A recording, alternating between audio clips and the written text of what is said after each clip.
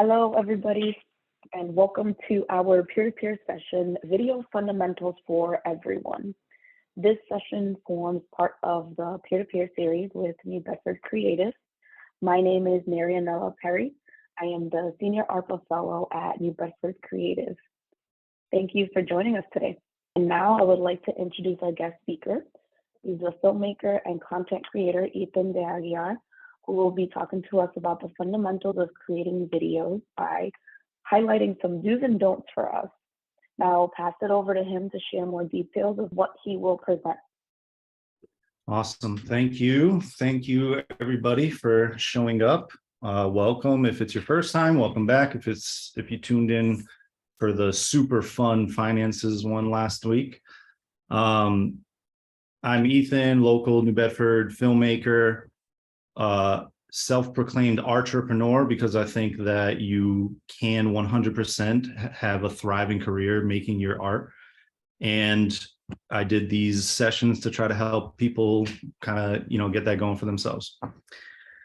So today we're going to be getting into kind of a filmmaking 101 course. I'm going to be going over some of the rules of filmmaking. I say it like that because I've never been one to be a fan of following rules. And I think that they're just called rules because, they're used very commonly and they have a proven track record of why they work or why people use them. And I think that's more important of learning rather than what to actually do is why, this particular shot or this technique or this framing works. Just letting a few more people in here. So we're going to be going over that, but I'm not going to be able to cover everything. I'm just going to cover kind of the more common ones that most people know and why. And I implore everybody to kind of further their search with this. Marianella at the end of it will be giving some YouTube suggestions, some that I've gotten examples from for this presentation, and others that are just influences in my career and everything like that. So, all right, so let's get started. I think if I had to give one ultimate rule of filmmaking would be everything needs to be purposeful. Everything needs to be constructed in a way where it's guiding the story forward. So if you can ask yourself that question with every creative decision that you make and answer it, then go for it. And in terms of shooting, I think it's more experimental, I think, than editing, because editing, you have certain parameters that you have to work in as far as how much footage you actually collected. So there's a little bit of a limitation with that, but in shooting, you get full range. So if you think it's a good idea and you think that you might get away with it, try it and go for it, because you can never have too much footage to work with in editing. But also try to be decisive with everything that you're doing. So again, if you're at an impasse and you're like, I don't know if this shot will work like this or if it'll work better like this, if you have the time, just do both and then see which one comes together in editing. Sometimes even our best laid plans kind of go out the window once you get to the editing phase. All right, so we'll go through some of the fundamentals of setting up a video shoot and things like that. The first one I wanted to talk about was camera placement. Angles matter. And one thing I've noticed when inexperienced filmmakers start out, they tend to just always shoot from eye level. And most of the time, if the subject or what they're shooting is down, they're at a high angle aiming down. So I would implore people to not be afraid to switch angles, give us a perspective that we don't often see, give us something different, get low if your subject is low, get on the same level as it, because it just makes for a more interesting shot. I have a good example from my recent trip to Vermont. Here's a great shot of my cat laying in the sun, enjoying the grass. You could easily get away with this shot and it would be fine. It's a cat, it's great. People love it. But if you just aim the camera down more and everything, you get a more interesting shot like this. So now, not only do we have the subject of the cat, enjoying the grass and everything, but now we have more context to the actual scene. There's a cabin in the background. There's depth created over here. So you just get a little bit more information by just a simple thing like changing the angle. And that kind of leads into framing and composition. So framing is like what to add, what to keep in the parameters of this square that we're working in. And composition is the arrangement of all that stuff in the scene. So there's a couple different ways of going about this, but I like to think of space, shapes, and lines. For space, the most commonly used technique of this is the rule of thirds. So everybody, I'm sure, has seen this on their camera, the rule of thirds. So you have the rule of thirds. The reason this grid is set up like this is because it's basically just sectioning off the frame into different parts. And these points here in the corners where all the lines intersect are the points of interest where a viewer's eye is naturally drawn towards. So here we have like, the husky down in this bottom right corner. And then you can see that the horizon with most of the background elements is right inside of these three middle squares, and it fits neatly in there. That's just one of the simpler ones because it's broken down into this idea of that's how the viewer's eyes are going to go, where they're going to go. So you want to think about what's in the frame, but also how the viewer's attention is going to be dispersed throughout that frame. While this is a nice, neat frame and it's pretty, well composed, it makes sense. It's very like picturesque. There's times where you might want to play with some of these ideas like this. The reason why, normally you'd have this guy kind of centered over here or more in the middle of the frame, but a decisive move was made where he's to the far right and there's a lot of negative space on the left over here. And that's to convey a message of like isolation, or there's a lot of empty space. So maybe he's alone in this room. Maybe he's feeling alone and feeling isolated. So every slight tweak in framing and every decision you make while you're filming is going to convey different moods. Keeping that in the forefront of your mind when you're doing that.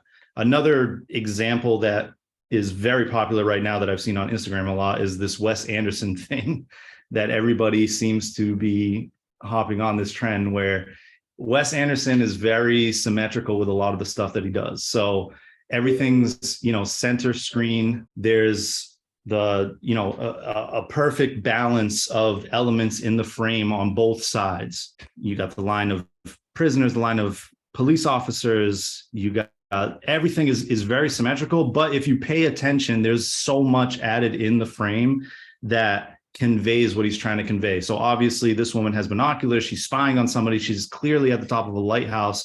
So you get that sense that even though we can't see the whole scene, we know where she is placed at this top of this lighthouse, which is like this observation deck kind of thing. This guy is clearly a prisoner. You have all of this stuff going on. You can tell that they're in some kind of prison. There's inmates on this side, police on this side. There's so much being told about this scene just in this one symmetrical shot. So it's not just that, he has the subject in the middle perfectly and then an even amount of elements on both sides of it. Everything in the frame is telling a part of the story. Even this, we're getting some information now. All of a sudden we have the school name on the bus. So there's things that might pay off later, and just added into this, again, the name of the camp and things like that. A lot of information packed into this nice, neat, symmetrical shot. Another thing that I've seen a lot of people kind of struggle with, and I blame this whole vertical versus horizontal, where we're just forced to do everything vertical now because of Instagram and TikTok, is headroom. You're shooting vertically, the rules are like so completely different than shooting horizontally, where you have now all of this room up and down. So something like headroom is going to be very important for this, because right now, my Zoom screen, I got a little bit of headroom here. The rest of the scene fills up. You don't want to do this, which I see a lot of people do when they're kind of like talking to themselves while they're doing stuff. And you also don't want to do anything like this. You want to make sure that you're, for the most part, centered. But if you give a lot of room up here, something needs to fill there, or else it's just empty space. And you're conveying this message of like, is my head empty right now? Am I just thinking, thoughtlessly and things like that? So again, I blame everybody moving into this vertical format with social media and everything, but just something to keep in mind, especially if you're using that. With vertical, you're basically cropping to like the middle section of this horizontal rule of thirds that we just learned about. And you're working more with like top and bottom. So headroom is a really important aspect of that. And it's a lot harder for you to fill in the frame with things like that, shooting in more vertical, but that's a whole TED talk in itself. Another example of what to include in your frame and how the elements that you include can help tell your story is with leading lines. And I think one of the best examples of this is Stanley Kubrick with 2001: A Space Odyssey. He has this kind of natural framing with these, what is that, a hectagon, octagon, shapes, continuously going, and it's framing this astronaut in the middle. Plus you have all of these black leading lines that draws the viewer's attention to the middle of the screen. So you're using elements within the frame to help, guide the viewer's eyes to what's important in the screen. Now their attention is drawn right to the middle, and even the coloring, everything is black and white except for the subject.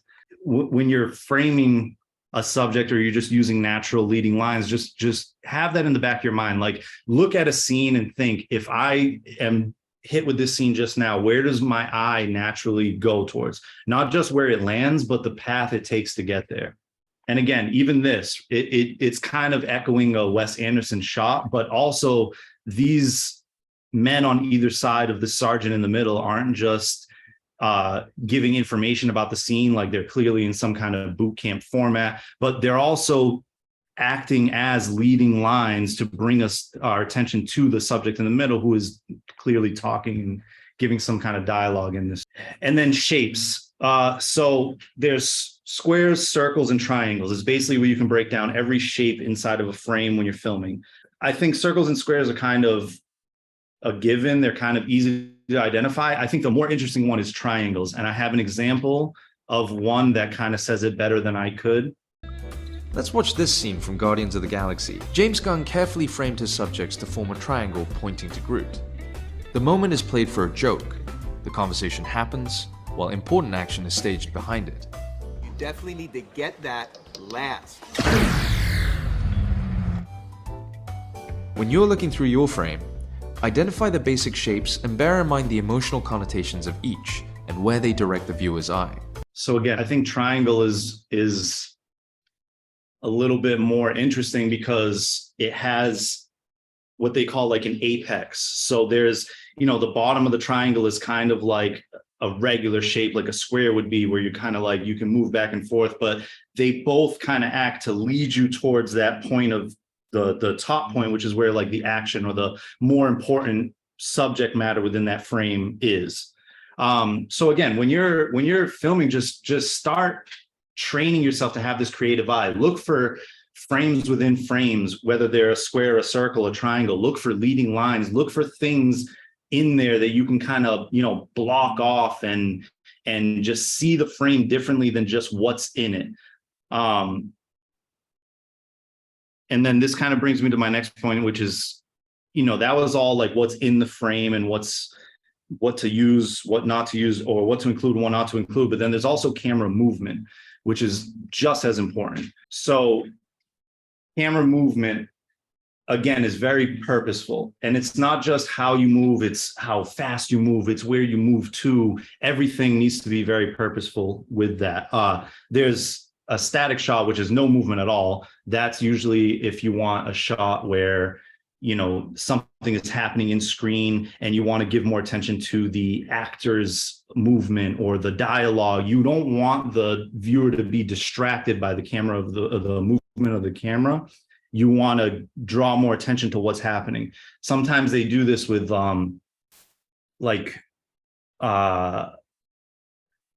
a lot of the times with dialogue and things like that, or especially if somebody's like really animated. Like I remember this one scene in The Goodfellas where Joe Pesci is kind of talking to Ray Liotta's character and he's asking him like, funny how, everybody knows that scene.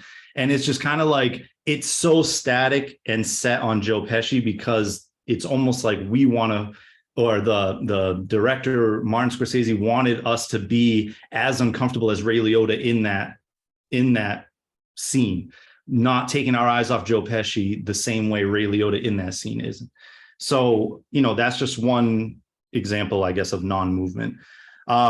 Pans are, contrary to popular belief, not every camera movement is a pan, even though people always say like pan up, pan down. That doesn't exist. Pans are just on the horizontal axis, left and right. Tilt is up and down. And both of those actions can convey different things. Panning from left to right can follow an actor's movement through a scene. It can start on one shot and then land on another point of interest, like, somebody's in distress and then the camera pans over and it shows like a gun that they can use to defend themselves or something like that. So it shows that without having to make an actual cut in editing. And then tilt is the same way, just up and down. And tilting from down up can kind of give this rising feel of importance. And then the opposite can feel like diminishing. You're starting from up high and you're going down low. That's one of those things, again, where it's like maybe you're reading too far into it, but just keeping in mind motion and what is in the beginning of the motion and the end of the motion is what's more important. And then there's pushing in and pulling out. So pushing in is kind of like when you want to give more importance to something. If somebody's given like a really deep, impactful speech, you'll notice sometimes the camera is like slowly zooming in and giving that subtle, it's enough camera movement where there's this sense of importance with what the person's saying, but it's not enough to distract us from what they're saying. And then the opposite with pulling out is kind of almost this feeling of like disassociation from the scene. So sometimes you'll see this at the end of a sequence, if we're moving on to a new scene, or something even at like the end of a film and things like that, you're pushing away because now it's like the scene's kind of wrapping up and things are moving away from this action that just took place. And then I have a great example for tracking, which tracking is basically the camera is following the action, not just with movements of the camera, but the camera itself is physically moving with the subject, with the action in the scene. And one of my favorite examples is from another Martin Scorsese amazing movie, The Wolf of Wall Street. So here we go. Exchange Commission sent 2 lawyers down to review our files. So I set them up in our conference room, and I had it bugged, and the air conditioning turned up so high that it felt like Antarctica in there. Is it always this cold in here? I don't know.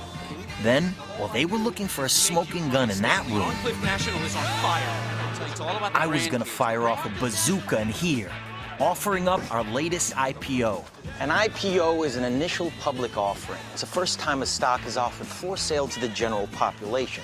Now, as the firm taking the company public, we set the initial sales price, then sold those shares right back to our friends. Look, I know you're not following what I'm saying anyway, right? That's okay, that doesn't matter.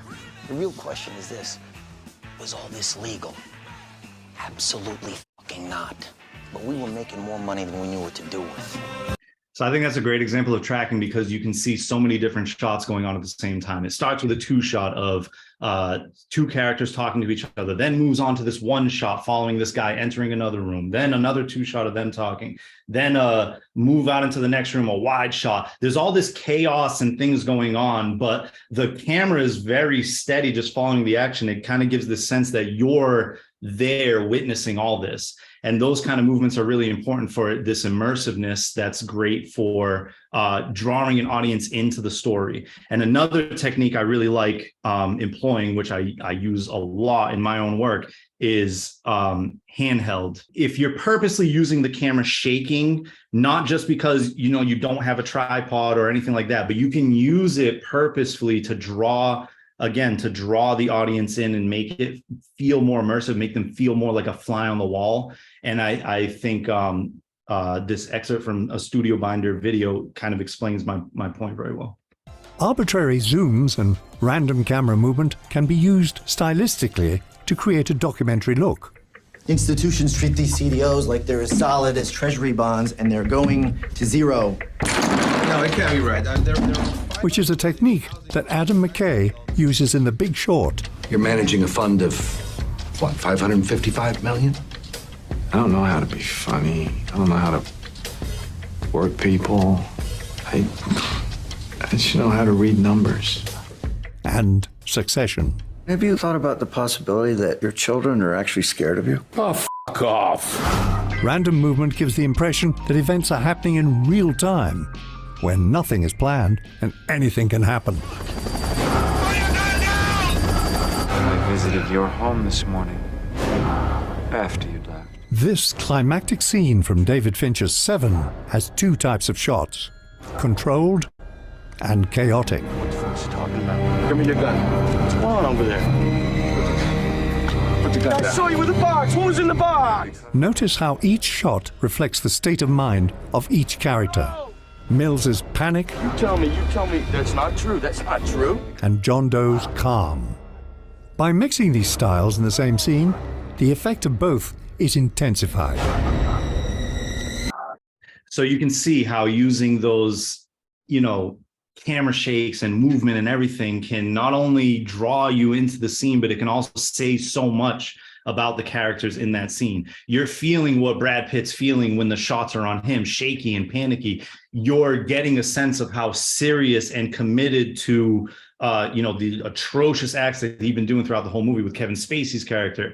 So it's just thinking like, the movement, framing, the action that's going on in the scene, everything is so purposeful to drive the story forward. And, just starting out, you're not expected to know all of these things, but maybe notice when you're looking at a scene that you've seen or something that you've seen in a movie that you like or anything like that, notice how it makes you feel. And then hopefully your curiosity carries you on to finding out why it makes you feel that way. And then you can kind of add that to your arsenal. And one of the greatest pieces of advice I got when shooting too is to try to think of shooting not just in individual shots, but in full sequences so that you get an array of different shots to work with that can tell the story. And a great example of that is this YouTube couple that I follow called Becky and Chris. And Becky has this 7-shot sequence that I've used in so many shoots when, something doesn't go your way and you got to kind of think on the fly. If you can really get in the mindset of this 7-shot sequence, it'll help you out tremendously for setting up like a shot list for any type of video shoot.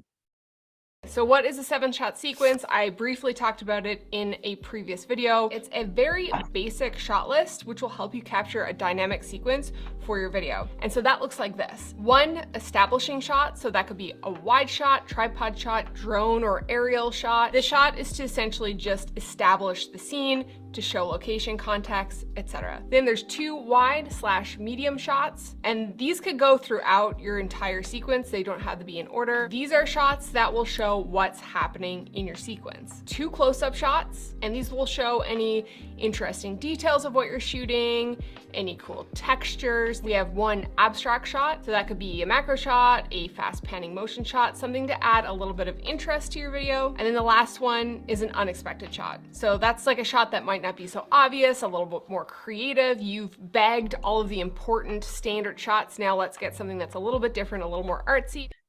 Sometimes I see a lot of creators try to do way too much in just one shot. Like, we're going to have this person pick up this pen and write on this paper and then do this and then deliver the paper. You can not only cut down on time, but in editing, you'll be able to cut those pieces up so that you can progress the story faster and have the action moving faster to keep people's interest. And also you're just giving different perspectives.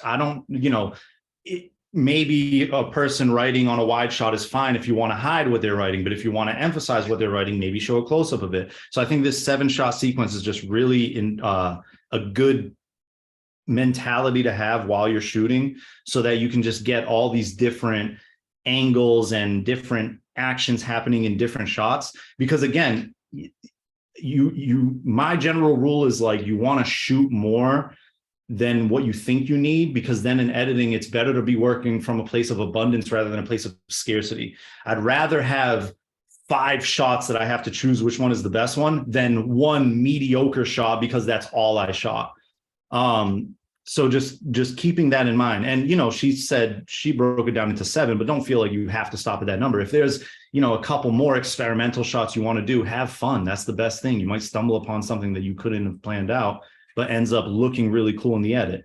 And again, in the edit is kind of where you can see those things pay off. You might not initially see it in the actual shooting, but you'll be able to see what works and what doesn't better in the editing. So again, just shoot more than what you think you need if you have the time and things like that. I think the 7-shot sequence is really good too, because it gives you, it's almost like your safety. You have all the elements you need to build a good sequence, but then from there you can experiment and add a little bit more and try new things.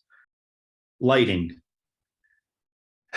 I cannot stress enough how important lighting is in every single scene. And you do not need a crazy lighting setup. I do recommend everybody get at least one light, but even if you're just working with natural light, I have light coming in from this window right now. It's lighting my face.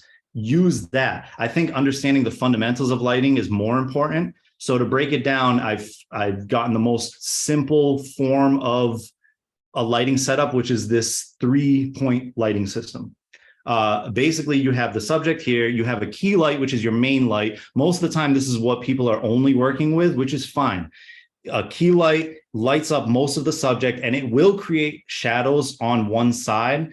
And that's usually where a fill light comes in to kind of balance those shadows out. But you can still tweak how harsh the shadows are by how intense your key light is. If you have your key light on full blast at 100%, you're going to create really dark, harsh, hard line shadows without this like featheriness of maybe using a softer, less of a percentage of the intensity of the light, or using a diffuser, which is just like a clear white sheet. Basically, I've used like wax paper before as diffusers just to soften the light and have it spread more. If you do have a chance to get a fill light, it's way less intense than the key light, and it's just to kind of even out the shadows. It's just to brighten up the shadows a little bit. This can also be accomplished with what's called a bounce, which is you can go get white poster board at like a CVS or something, and that'll just bounce the light off of your main light and just fill in those shadows a little bit. And then a backlight, most of the time backlights will be on the back of the subject, kind of giving them this like halo effect. But I've also seen successful use of backlights lighting the actual background, so shooting it at the wall instead.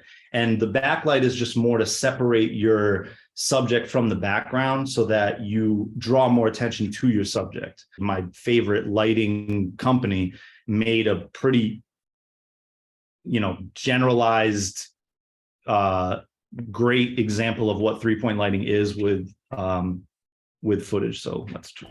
The first light is the key light. This is your main light in your setup. It's also the brightest and covers the face the most. This light can be a side light, a frontal light, or a high angle light. The most common type of light comes at a 45-degree angle up and to the side, giving a really cool triangle light on the subject's face. This is also known as the Rembrandt light. The second light is the fill light, which is usually on the other side of the key light. And all this light does is just fill in the shadows given by the key light. A typical way of using the fill light is to place it on the opposite side of the key light while dimming down the brightness so you don't flatten out the face. Sometimes all a fill light is a reflector board utilizing the key light bouncing back at the subject. Other times, there's no fill light at all. The third light in this 3-light setup is the backlight, and this sole purpose is to separate the subject from the background. A typical backlight is placed about 45 degrees behind the subject, illuminating the shoulders and the back of the head. Next is a hair light, which is directly behind the subject, illuminating the shoulders, the back of the head, and giving a really cool halo effect. And then lastly, the rim light, which is placed way off to the side, illuminating the chin and the jaw. So again, I think that's a really good breakdown of the 3-point lighting system. If you understand those fundamentals, then you know what to look for. Even if you're working in a space where it's like, I just have this light coming in from the window, I don't have a lighting setup, $5 or whatever it is for a poster board at CVS will get you a bounce. You don't have to buy all this crazy equipment. Learning the fundamentals of this 3-point lighting system will serve you well in any shoot that you do. And then my last, I'm going to get to a little bit of editing. I'm not going to get super in depth with editing, just a couple of like quick pointers. But my last thing for shooting is sound. Sound seems to be the afterthought of many people's video production. And I think it's as important, if not more important than the visuals.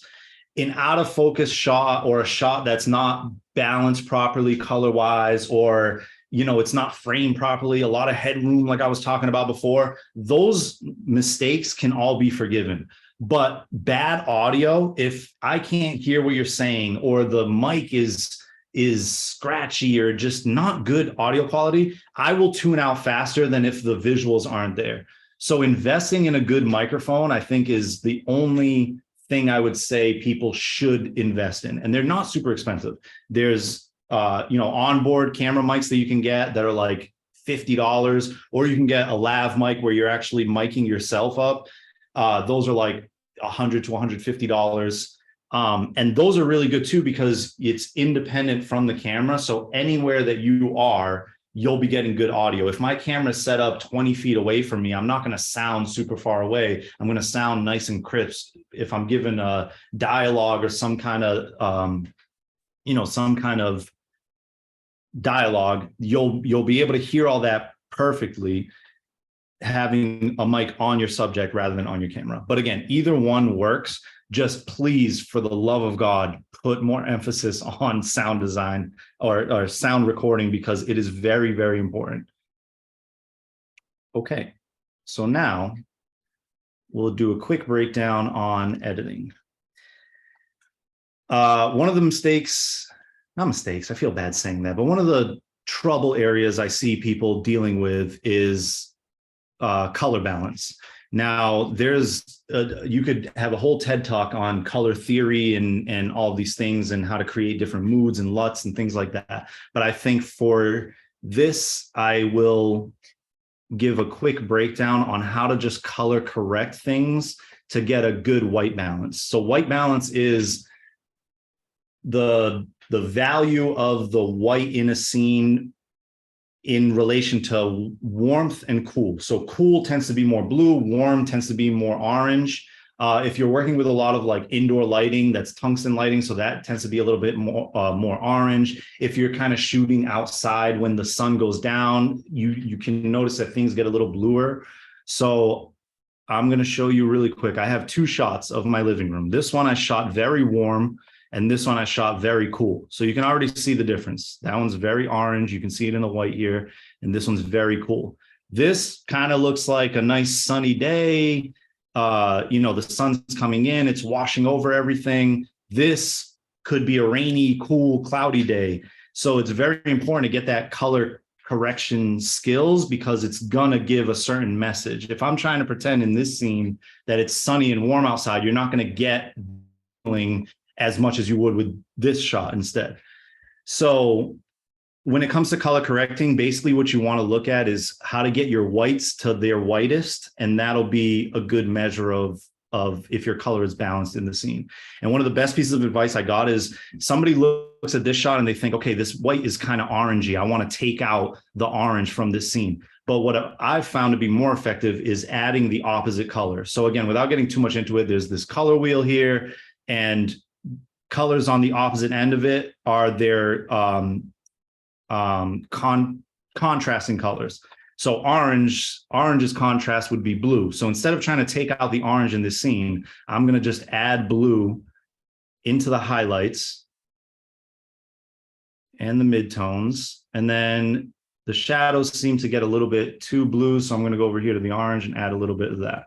And just there, you can already see the difference. Very orangey, especially in the white. Now my whites are pretty white. Everything seems more balanced. Same thing with this. Instead of trying to take away the blue, because what happens if I take away the blue in this scene, I'm also going to take away the saturation of the blue walls. So you don't want to do that. If you add the opposite color, you're keeping the saturation while balancing the color. So again, I would warm this up a little bit. I'd add a little bit orange in the midtones, in the highlights. That's a little bit green.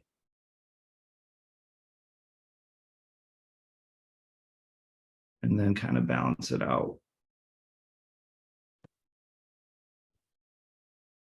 So again, you can already see, okay, because, okay, there we go. Oh, okay, very blue. Now it's a little bit brighter, a little bit sunnier. And now if you look at both of these shots, they're both, I mean, my nitpicky eye thinks that there's a little bit too much green in this white, but for the most part, they're pretty well balanced now as opposed to what they started with. Again, this is the more apparent one. I think blue is a little bit harder to color. But yeah, that's basically like a crash course in color correcting, at least to get it balanced. Now, again, there's color theory and LUTs and things like that. If I want to give the effect of like a warm, sunny day, I'm going to add a little bit more orange into the whites and things like that. But you just need to, if you know how to get to pure white, then you're in good shape, because then you can balance everything. Because again, if you're shooting indoors in tungsten lighting and then you go outside and it's very blue, that's going to be very jarring for the viewer. If you can balance both of those to get to a more neutral place, they're not going to notice that color difference as much, and they're not going to be taken out of the experience of watching your video. And then, I mean, there's so much to get into with editing. That's why I feel like this could be a whole class in and of itself. There's, transitions, there's the pacing, the cuts, music selection, things like that. But one of the key things is sound design. I think sound design is very important, and it couples with my, spiel on getting good audio. Getting good sound design is going to add to the immersiveness. So if I have a couple of examples here. So here's an example of a video that I did for a client just using sound. There's no music carrying it. It's all just sound design. And I've cut it down here just for more parts that kind of serve the example that I'm trying to give. But basically, if there's something going on in the scene and you can imagine hearing it, you should add some type of sound effect in there to complement that, so that it makes the immersion more fruitful for the viewer.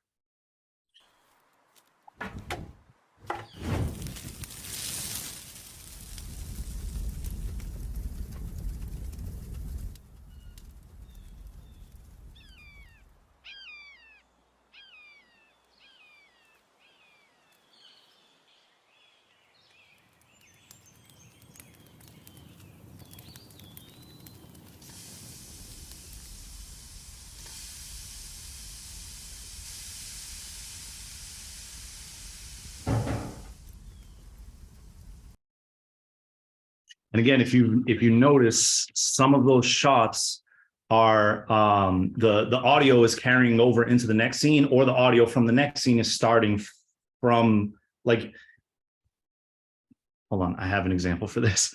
But there's this technique called J cutting and L cutting, which is basically, L cutting is the audio from scene A continues into scene B. And then J cutting is the audio from scene B starts in scene A and brings you over into that. And that's important because when using sound design, if I'm hearing like the fire and then it cuts to another scene where there's no fire, I don't want it to be an abrupt cut, because that's just going to take, again, it's going to take away the immersiveness. The audience is going to feel that cut. So you want to kind of carry it over into that next scene. And this is a good breakdown of J cuts and L cuts, again, from Studio Binder. We'll share their information at the end. They're a really good resource for this kind of stuff. J cuts and L cuts. There are two primary types of audio transitions, the J cut and the L cut. These terms derive from the way the edit looks like a J or an L within an editing timeline. A J cut or pre-lap is when the audio of the next scene precedes the image. In other words, the audience hears the audio from scene B while still seeing scene A. 7, 6, 5, main engine start, 4, 3, 2, 1, booster ignition, and...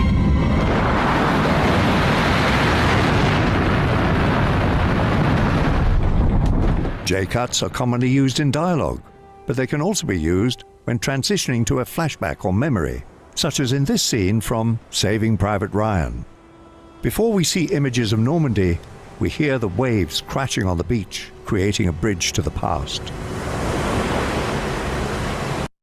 J and L cuts, just carrying over the audio from one scene into the next, or starting the audio to draw the viewer into the next scene. Is just try to keep that in mind rather than harsh cuts with the scene to scene.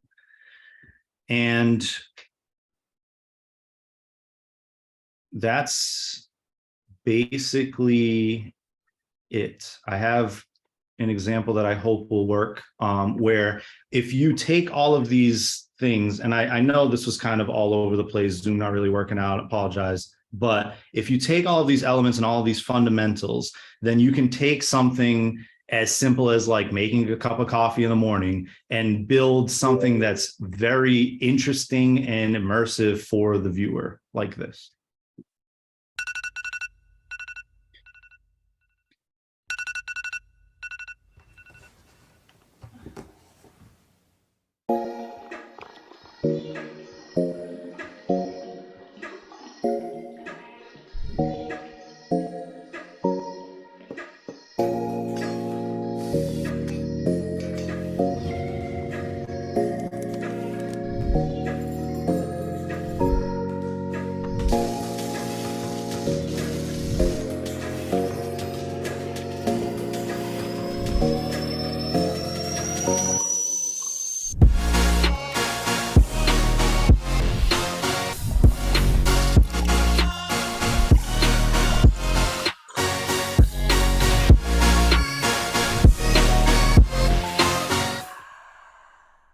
I have a question.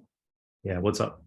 I know it's controversial to ask what type of equipment you use within our industry, but I want to ask you, what should you look for in equipment when you want to start out in videography?